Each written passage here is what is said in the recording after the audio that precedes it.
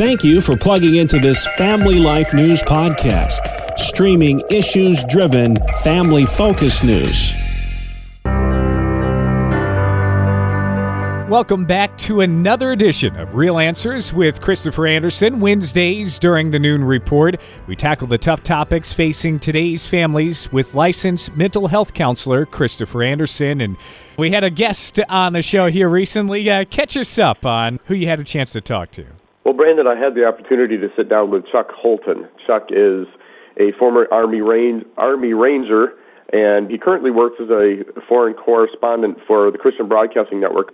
So I had an opportunity to sit down with Chuck recently and talk a little about some issues that are very important to us as Christians here in the United States, particularly during times of crisis and during times of like what we're going through right now with COVID and the lockdowns and just what that has looked like for the church, how churches are handling it, and then what considerations that we need to take. So here's a bit of my sit-down conversation with Chuck Holton.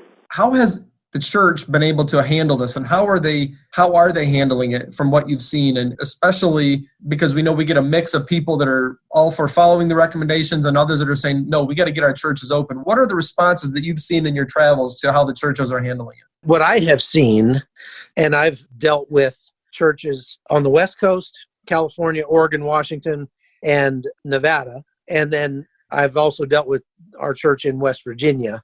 And then I guess you could also talk about what I've seen with the church in Panama.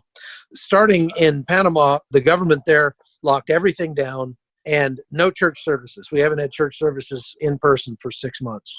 And they had the most restrictive lockdowns of any country in the Western Hemisphere. So in Panama, if you even went outside your house for about 4 months, except for 1 hour a week to go grocery shopping, they would arrest you. So there were no in-person services. We did our best as a church to meet online, but we weren't meeting online. We were watching online, and that's a big difference. The church is not about consumption. The church is about service.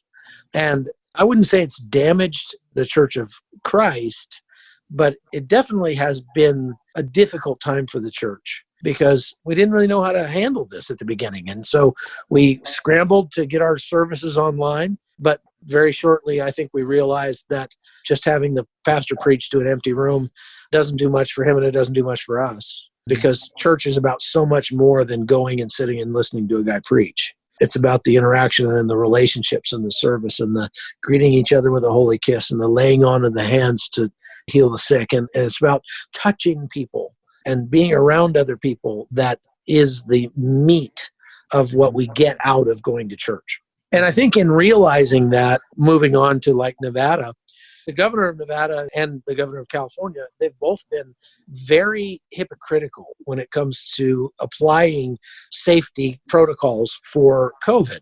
So, for example, in Nevada, the governor has allowed the casinos to reopen at 50% capacity, but he's allowed churches only to have a maximum of 50 people, no matter what their capacity was. So if you've got a church of 2,000 people, you're literally only allowed to have services for 50 people, and they wanted you to wear masks the whole time and all that social distancing and everything like that. So what I've seen is that churches have said, now is the time to stand up and to not be stupid. We're going to try to safeguard our people as much as we can, but this is our chance to show the world that our hope is in the Lord, our safety is in the Word.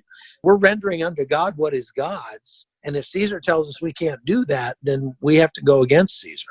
So what I've seen is a lot of low-key civil disobedience happening out west. And I think it's fairly safe because, I mean, really, what sheriff's deputy or police officer is going to come arrest a bunch of elderly grandmothers who are meeting together at church on Sunday?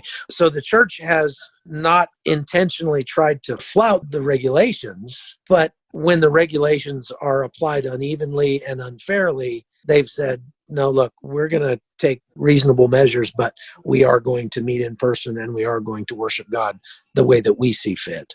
We're adults here, and we're going to act like adults. We're not going to act like people who need to be babysat. But for the most part, we're just trying to go on about our lives. And I think we've realized that this virus, while it is dangerous in some sense, it's not Ebola.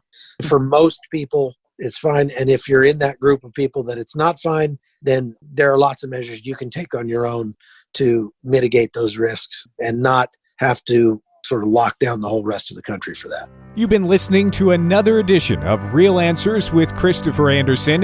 It airs Wednesdays during the Noon Report, where we tackle the tough topics facing today's families with Christian counselor Christopher Anderson.